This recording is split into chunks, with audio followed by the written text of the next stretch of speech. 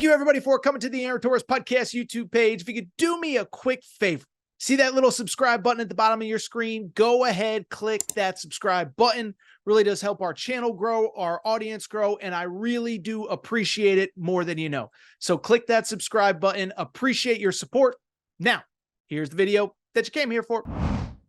Let's go ahead and talk a little bit about what has become just a busy stretch for the University of Kentucky. That is because Mark Pope, it was about 2 weeks ago, he officially became the head coach of Kentucky. It seems like a lifetime ago, but I just bring it up because Mark Pope takes over just a few short weeks ago. And I bring it up because it wasn't that long ago that we didn't really have a roster at Kentucky. Well, on Sunday, we broke down players, 4 and 5 for Kentucky. So they had Travis Perry, the freshman, Colin Chandler, the transfer from BYU, Amari Williams. Over the weekend, they get Lamont Butler and Otega Owa.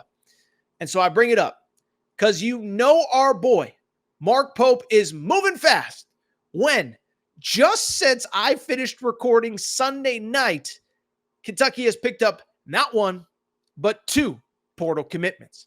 The first one, I want to get to both. Kentucky now at 7 scholarship players, but let's go ahead and break it down, what it means and what could be next. So first off, the news broke right as I got off air on Sunday night. Andrew Carr, 6'10", forward from Wake Forest. And so we didn't get a chance to talk about this. I know it's old news. I know Kentucky's already on to the next guy.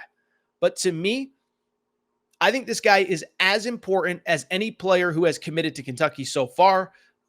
I include Amari Williams in that. Obviously, the big center from Drexel. I include Lamont Butler, et cetera, et cetera. But I think Andrew Carr is as big as any player that has committed to Mark Pope so far. So who is Andrew Carr? Kentucky fans know, but 13.5 points per game, 37% three-point shooting, 7 boards per game, and he did this all as a 6'10" stretch for Wake Forest. And so listen, credit Steve Forbes, okay? So Wake Forest hasn't really had their breakout moment yet under Steve Forbes. Maybe it was the game that they beat Duke where the fans stormed the court and Kyle Filipowski got caught up in the middle and everyone said it was like a national tragedy. Jay Billis was calling for arrests. But Wake Forest, listen, Steve Forbes has done a very good job of developing 2 positions. The lead guard position, Hunter Salas, Appleby. I'm blanking on the kid's name the first year that he was there. But then also these big 6'10", 6'11" stretch 4 guys. Jake LaRavia went from completely unheralded to a first-round pick. You had the kid Bobby Klintman, however you say his name, who was basically a freshman All-American, then decides to go overseas to play for a year. But Andrew Carr was that dude in that system, and now I think he's coming to Kentucky, and he plays a very important role, and I'll tell you why. It's because in those first couple commitments that Mark Pope got, what stood out to me about those early commitments, there was a real emphasis on defense. Now, we've talked about all these guys, but just to quickly reiterate, you look at the guys that have come in at Kentucky so far. Lamont Butler, we've talked a lot about him, obviously, but he is, in my opinion, maybe the best perimeter defender in all of college basketball. He's coming in. I think he will be a good offensive player, but he's not really coming in to score 22 points a game. He's coming in to score 13, 14, get 4 or 5 assists, be more efficient, prove he can play in a more high-octane system, and defend the other team's best player. And so you have Lamont Butler. You have Amari Williams, 7-footer from Drexel, 2-time conference player of the year defensively. So you needed that offensive pop, and you're bringing in Andrew Carr, a guy that not only is a stretch 4, but a couple things. One, he has proven that he can do it at the highest level because, remember, he did it at freaking Wake Forest in the ACC. Now, the ACC ain't maybe what it used to be, maybe not the best conference in college basketball like it was when we were kids or when your grandpa was kids or whatever, but you put up 13 points on 38% three-point shooting at 6'10" in the ACC, you can absolutely do that in the SEC. So 1, he's done it at the highest level. 2, I love the way that he fits with the other pieces. You got a couple nice guards. They can all hit shots. Otega Owa is a three-point shooter. Lamont Butler's a point guard. You have a center down low in Amari Williams, and maybe, just maybe, the guy we'll get to next, who committed on Tuesday afternoon. But I just bring it all up to very simply say, these are the guys that you need, and you needed to get some offensive firepower in this offense, and that's exactly what you did. Now, on Tuesday, what was interesting, we actually got more news that more pieces were coming to Kentucky. We got the Cody Feger, the assistant coach. He's got that boom gift that lets everybody know, hey, something big is coming. And I think we all thought it was going to be Kobe Brea, the wing from Dayton. Well, I bring it up because Kobe Brea may still commit. By the time you listen, may have already committed. But this wasn't what happened on Tuesday morning. That is because on Tuesday morning, Brandon Garrison, 6'11", former McDonald's All-American, played last year at Oklahoma State, seemingly out of nowhere, commits to the University of Kentucky. And so, listen, I'll just be blunt. I try to stay in tune with as much of this portal stuff as I possibly can. I try to get you the best information that I possibly can. And maybe there was somebody out there reporting that Brandon Garrison was coming to Kentucky. But if there was, I did not see it, and I did not hear at any point that Brandon Garrison was coming to Kentucky. Just got off a visit from Arkansas. Now, first at Arkansas, I had heard that the Jonas Adu commitment wouldn't impact a decision from Brandon Garrison. By the end of the night, I heard, Arkansas was probably out, but I didn't hear Kentucky, and I certainly didn't hear Kentucky without a visit. So first off, in terms of who Brandon Garrison is, this is a guy, 6'11", as I said, power guy down low. Power guy down low that averaged 7.5 points, 5 rebounds, 1.5 blocks. He did it in 22 minutes per game in the toughest conference in college basketball. Again, listen, I'm not saying you can't step up from the low major to the high major and have success. We've seen it with Dalton Connect. We've seen it with Tristan Newton at UConn. I guess that's more of a mid-high major, whatever. That's not really the point. The point I'm trying to make is it's one thing to take a shot on a kid that you're just not sure about. It's another thing with Andrew Carr. I'd say with Lamont Butler as well. Otega Owa certainly. And now Brandon Garrison. You're bringing in dudes that have performed at the high major level into your program. As a matter of fact, let me see if I can find what Mark Pope said about this decision, because I found this very interesting, and it speaks to something we talked about when Otega Owa committed a few days ago. So remember, Otega Owa came from Oklahoma, and what did I say? I said, you know why I believe he will fit at Kentucky? Because he played against Mark Pope. And Mark Pope was like, oh, I got no answers for that guy. He played against Alvin Brooks III, the assistant coach at Kentucky now, who was at Baylor last year. And so I found that interesting because here is what Mark Pope had to say about Brandon Garrison. He said, Brandon's a McDonald's All-American. Let me see here. Where can I find it? Okay. Brandon's a McDonald's All-American and a FIBA U18 gold medalist with Team USA who crushed me at BYU last year and crushed Coach Brooks at Baylor last year.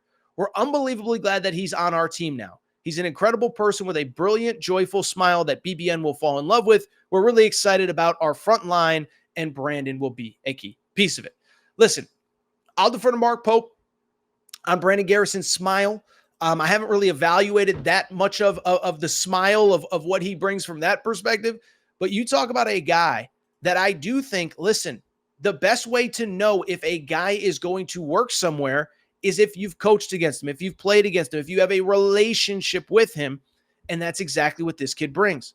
And so now, how about this from Mark Pope? You go from having literally no players about 4 or 5, maybe 10 days ago, 12 days ago, to now, I don't want to say you have one of the deepest front courts in college basketball, but you have a true center in Amari Williams, a backup center in Brandon Garrison, who is a McDonald's All-American. Maybe Brandon Garrison ends up as the starter, and you have somebody at 6'10" that can step out and take threes. Now, you're not done. You need more, but that is a heck of a foundation. The thing that I love about Brandon Garrison, maybe I'm wrong, but he does not strike me as a guy that is going to be a one and done, and he is going to be out of college basketball a year from now. And so a one and done in Kentucky. He obviously played a year of college basketball. I don't think a year from now he's going to be a first-round pick. So in reality, you're probably getting this guy for 2 or 3 years. Now, I know it's the portal era. People say, oh, whatever. He could go, he could leave at any time. It's like, if he's playing well at Kentucky, if he wants to be there, if they want him there, he's not going to hit the portal. Okay. So the point I'm trying to make, you now have a foundational block, not only for this coming season, but for seasons to come. Lamont Butler is a 5th-year senior. He ain't going to be back. Amari Williams is a 5th-year senior. He ain't going to be back. Andrew Carr is going into his senior year. He ain't going to be back this time next year.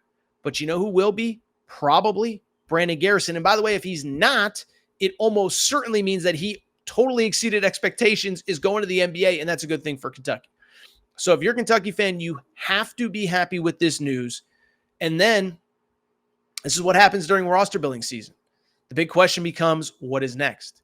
Because you look at the potential of what is next, it's really exciting. Now, a couple news and notes. First of all, with this Brandon Garrison commitment, you now have 7 scholarship players.